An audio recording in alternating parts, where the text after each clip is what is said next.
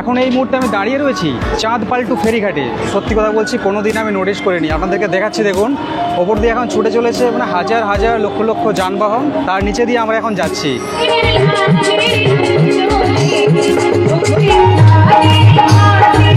এটা হচ্ছে vegetable chop. যে আরতিটা আছে না, এটা কিছুটা ওই বেনারসের মতো হয়।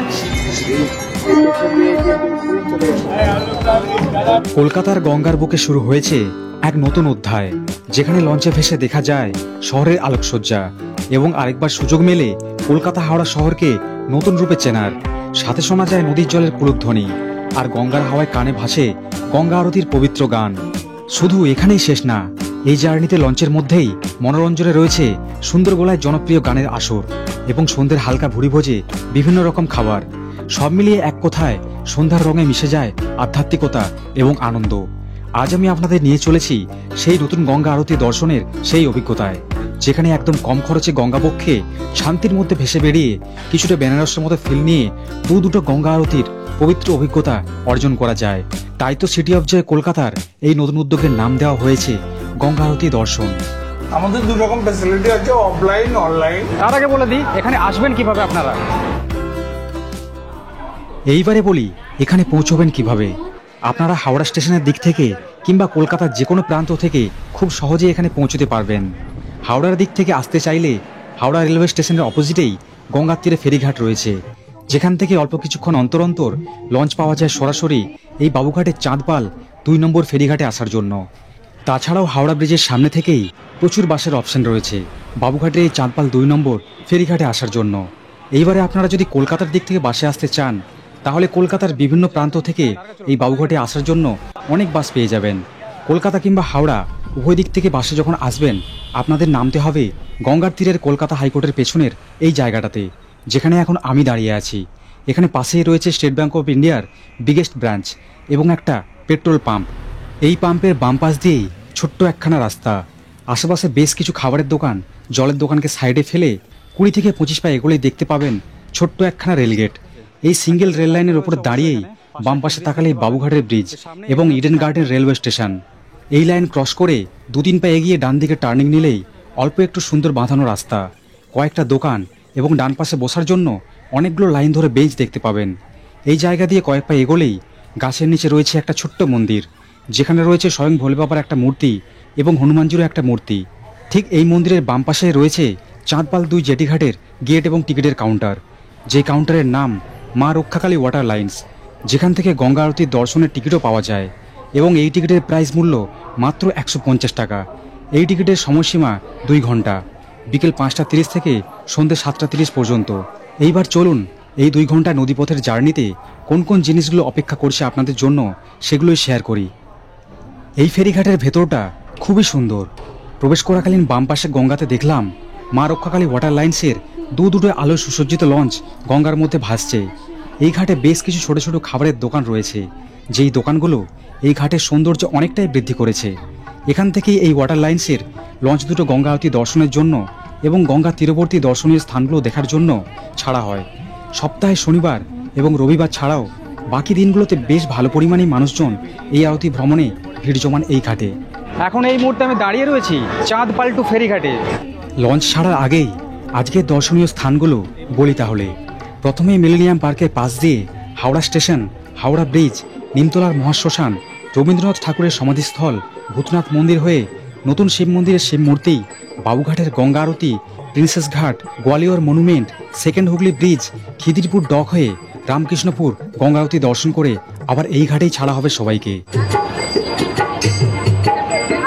ঘড়ি কাঁটায় ঠিক 5:30 শুরু হয়ে গেল আজকের ছোট্ট সফর। এইবারে চলুন লঞ্চের আপার ডেকে নিয়ে যাই, যেখানে লঞ্চ ছাড়ার সাথে সাথে শুরু হয়ে গেছে মনোরঞ্জনের জন্য গান বাজনার আসর।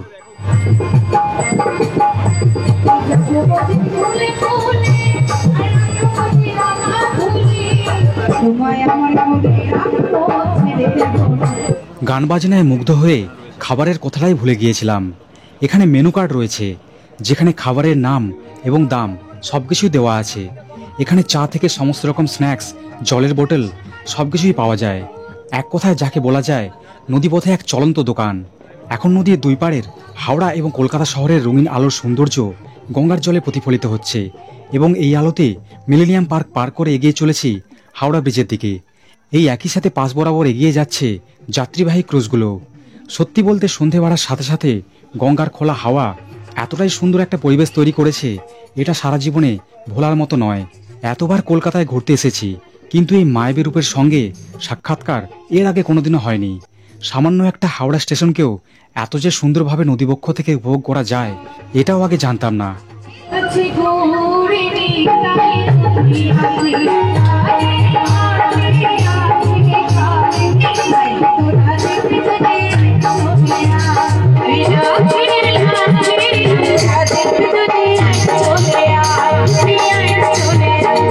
এর আগে আমি কলকাতা অনেকবার ঘুরতে এসেছি, আর এই হাওড়া ব্রিজের ওপর দিয়ে এতবার যাওয়া আসা করেছি না, আমার নিজেরই মনে নেই যে কতবার যাওয়া আসা করেছি। কিন্তু এত সুন্দর লাগে হাওড়া ব্রিজটা এই ব্রিজের নিচে থেকে, তাও এই রাতের সময়। এটা কিন্তু আজ পর্যন্ত সত্যি কথা বলছি কোনো দিন আমি নোটিস করিনি। আপনাদেরকে দেখাচ্ছি, দেখুন ওপর দিয়ে এখন ছুটে চলেছে মানে হাজার হাজার লক্ষ লক্ষ যানবাহন, তার নিচে দিয়ে আমরা এখন যাচ্ছি। আর এই যে বোটের একটা খাসিয়াত আছে, রাতের এই সময় যে খালি যে বোট রাইড করবেন গঙ্গা আরতি দেখবেন তা না, এখানে কিন্তু মনোরঞ্জনের জন্য রাতের ভরপুর মানে সব রকম আয়োজন আছে, যেখানে খাওয়া দাওয়া থেকে শুরু করে এখানে নাচা গানা সব কিছু রয়েছে, সব কিছু। আর এখন আমরা হাওড়া ব্রিজ ক্রস করে এখন যাচ্ছি আমাদের পরের ডেস্টিনেশনের দিকে। আর আজকে এই যে 2 ঘন্টা জার্নি করব, 5:30 থেকে 7:30 পর্যন্ত, এই জার্নির মধ্যে কিন্তু আজকে অনেক কিছু জিনিস উপভোগ করতে পারবো। তার সাথে এই কলকাতা শহরের বুকে এই যে গঙ্গার যে একটা রাইড, এই অভিজ্ঞতা এটা কিন্তু একদম কিন্তু সেরা লেভেলের। আরেকটা জিনিস তো আপনাদের দেখাতেই ভুলে গেছি, এই বোটের আপার ডেকের মতোই নিচে রয়েছে সুন্দর একটা বসার ব্যবস্থা। ছোট্ট একখানা সিঁড়ি দিয়ে নিচে নামলেই দেখতে পাবেন সুন্দর একটা বসার জায়গা রয়েছে। বোট চলাকালীন চাইলে আপনারা নিচে বসেও আলাদা করে সময় কাটাতে পারবেন। এছাড়া রয়েছে দুটো ছোট্ট ছোট্ট বাথরুম এবং হাত ধোয়ার বেসিনও। আপনারাই বলুন, এই 2 ঘন্টার জার্নিতে এর থেকে আর কি বেশি প্রয়োজন হতে পারে একটা মানুষের জন্য। এইদিকে ধীরে ধীরে হাওড়া ব্রিজ পার করে লঞ্চ এগিয়ে চলেছে নিমতলা শ্মশানঘাটের পাশ ঘেঁষে। এই জায়গায় অনেকের কাছেই ভয়ঙ্কর লাগতে পারে, কিন্তু সত্যি কথা এটাই, শ্মশান মানেই শান্তি এবং পবিত্রতার স্থান। এরপরে ধীরে ধীরে রবীন্দ্রনাথ ঠাকুরের সমাধিস্থল, ভূতনাথ মন্দির এবং নিমতলার পবিত্র স্নানঘাট হয়ে লঞ্চ ডান দিক থেকে বাম দিকের দিকে ঘোরানো হলো হাওড়া জেলার নতুন মন্দিরের দিকে। এখন সবার চক্ষু নদীর পাড়ের হাওড়া জেলার সব থেকে উঁচু শিব মন্দিরের দিকে। বেশিরভাগ মানুষেরই উদ্দেশ্য এই দৃশ্য মোবাইলের ক্যামেরায় বন্দি করা। আর করবে নাই বা কেন? এত বড় শিব মূর্তি এর আগে আমরা হরিদ্বার থেকে ঋষিকেশে যাওয়ার সময় তখনই লক্ষ্য করেছি। দুটোর মধ্যে একটা মিল রয়েছে, উভয়কেই গঙ্গার তীরে নির্মাণ করা হয়েছে। অনেক রকম খাবার পাওয়া যায় এখানে, মোমোস পাওয়া যায়, এটা হচ্ছে ভেজিটেবল চপ, বেশ হচ্ছে বড় সাইজের, তার সাথে হচ্ছে স্যালাড। তো খাবার দাবারের একটা হচ্ছে আলাদা একটা প্রাইস আছে, না বেশি না, যেমন হচ্ছে মূল্য সেই রকমই হচ্ছে লাগে। তাছাড়া এখানে জল, স্ন্যাক্স, চিপস সব কিছুই মোটামুটি পাওয়া যায়। মানে একদিকে গঙ্গাবক্ষে ভ্রমণ করুন, তার সাথে খাওয়া দাওয়ার আনন্দ উপভোগ করুন, এতেও বেশ ভালো। এরপর ধীরে ধীরে সময় এগোতে থাকে এবং আরতির সময়ও এগিয়ে আসতে থাকে। কাজে আবার লঞ্চ ঘুরিয়ে হাওড়া ব্রিজের নিচে দিয়ে সেকেন্ড ব্রিজের দিকে এগিয়ে চলতে লাগলো। এইবারের উদ্দেশ্য একদম সোজা বাবুঘাটে আরতি দেখা। এই গঙ্গার বুকে ভেসে বেরিয়ে দুটো আরতি দর্শন করানো হয়। প্রথমে বাবুঘাটের আরতি, পরে আরও 3-4টে স্পট দর্শন করে শেষের আরতি দর্শন করানো হয়। এখন এসে হাজির হয়েছি বাবুঘাটে। এখানে যে গঙ্গা আরতি হয় এটা হয়তো অনেকেরই জানা, কিন্তু লঞ্চে দাঁড়িয়ে যে আরতি দেখার সুযোগ মেলে এখনের দিনেও হয়তো এই জিনিসটা অনেকেরই অজানা।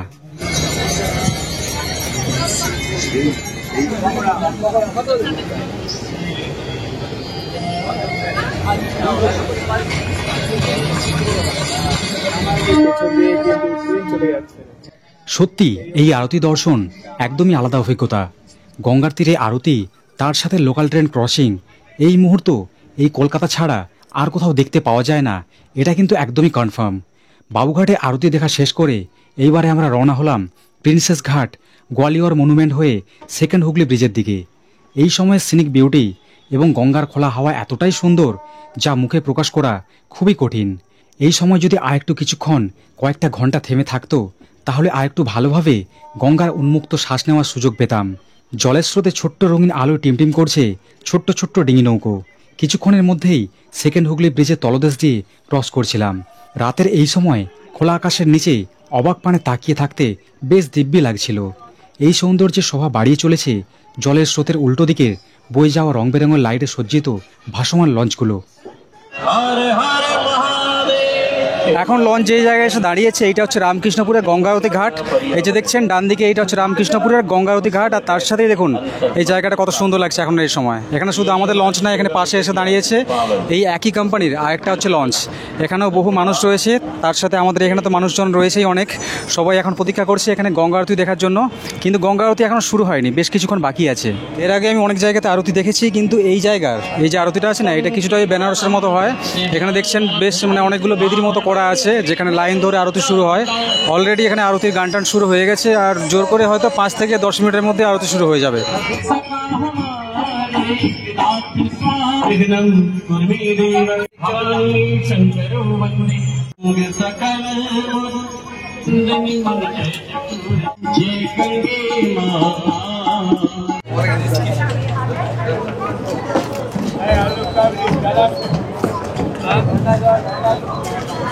এখন ঘড়ি কাঁটায় 7:30 পার করে গেছে, 7:34। এত সুন্দর লেগেছে, এত সুন্দর লেগেছে এই গঙ্গাবক্ষে। কোথা দিয়ে 2 ঘন্টা সময় কেটে গেছে বুঝতে পারিনি। খাওয়া দাওয়া করলাম, বেশ মানে ঘুরলাম, গান বাজনা শুনলাম, আরতি দেখলাম দুটো। অনেককেই জিজ্ঞেস করলাম, সবারই মোটামুটি ভালোই লেগেছে, খারাপ কেউ বলেনি। আর সত্যি কথা বলতে আমার পার্সোনাল এক্সপিরিয়েন্স যেটা আমি করেছি, আমার খুব ভালো লেগেছে। তো এখানেই শেষ হলো এই 150 টাকায় 2 ঘন্টার হচ্ছে গঙ্গাবক্ষে রাইড, তার সাথে গঙ্গা আরতি দর্শন।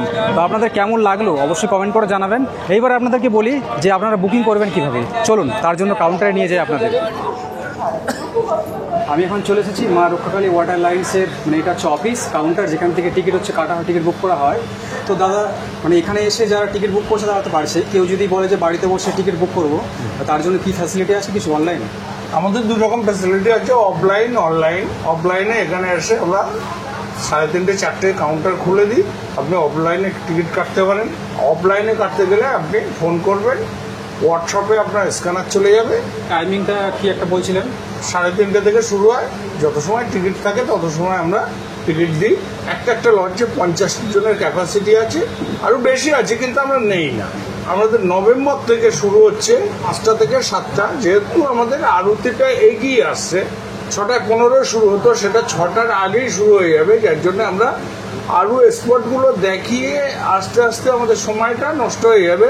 সানডে স্যাটারডে, শনি রবিবার আর ছুটির দিনগুলো আমরা 2টো করে ট্রিপ করবো, 5টা থেকে 6:30 আর 6:30 থেকে 8টা। 1 ডে সমস্ত কিছু নিয়ে বুক করতে পারেন, যেমন খাওয়া দাওয়া, ঘন্টা হিসাবে সব কিছু নিয়ে আপনারা বুক করতে পারেন। এছাড়াও আমাদের সবচেয়ে বড় সুন্দরবন, আমরা সুন্দরবনের জন্য লঞ্চ ভাড়া দিয়ে থাকি। সুন্দরবন এবং Gangasagar social forest tiger project, Bhagatpur কুমির প্রকল্প নিয়ে আমরা পুরো সুন্দরবনটা করি। 4 দিনের প্রোগ্রাম, পুরো সুন্দরবন 4 দিনের কেমন করে পার হেড আমরা তো লঞ্চ ভাড়া দিই, যারা অথবা সিস্টেমটা না আসতে পারে সেক্ষেত্রে আমি পার হেড একটা টাকা নিই। এমনি লঞ্চ ভাড়া 20,000 টাকা, আদার্স খরচ আপনাদের। এই বাবুঘাট থেকে ছাড়বে ওটা, তাই তো? পার ডে 20,000 টাকা। বাবুঘাট, নাজিরগঞ্জ, বাউরিয়া, গাদিয়াড়া, আমি জেলা ভিত্তিক বলছি, কলকাতা, হাওড়া, হুগলি, মেদিনীপুর, সব জায়গা থেকে আমরা লঞ্চ ছাড়ি। এই যে 150 টাকায় যে গঙ্গাবক্ষে আমরা রাইড করলাম, এই যে গঙ্গা আরতি দর্শন করলাম, এগুলো ছাড়াও এখানে আরও অনেক রকম অপশন আছে। তো আপনারা অবশ্যই বলবো আসুন, আমার তো স্পেশাল খুব ভালোই লেগেছে, আপনারা আসলে আপনাদের খুব ভালোই লাগবে এখানে। তাহলে দেখা হচ্ছে আপনাদের সাথে আবার পরের কোনো ট্রিপে, নতুন কোনো জায়গায়। সবাইকে টাটা, বাই বাই। ভালো লাগলে অবশ্যই কিন্তু লাইক করতে ভুলবেন না।